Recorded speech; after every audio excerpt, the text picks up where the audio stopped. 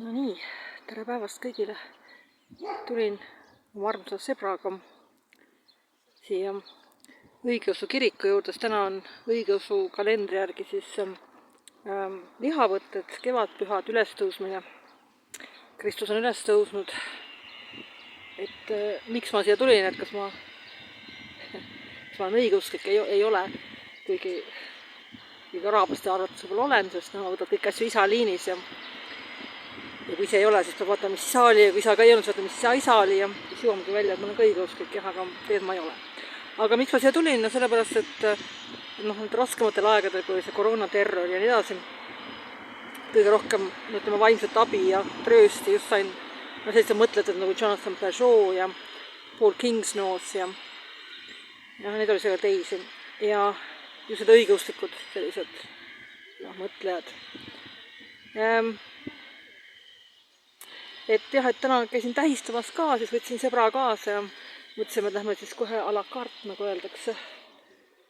Ja astusime sisse, mul on seljas oma 2-eurone äriklassi jakk, millega ma äriklassi kõige peenemates salongides olen käinud. Mõtlesin, et see on sobiv kriietus ka. Ma ei ooda midagi erilist, Eestis on nagu on, aga ma ütlen, kogemus oli 10/10. Vähemalt toidu mõttes küll, väga hea toit oli.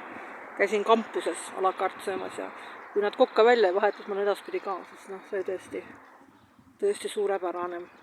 Tervituseks võtsin influencerite mõjul, alustuseks oli see peakoka tervitus.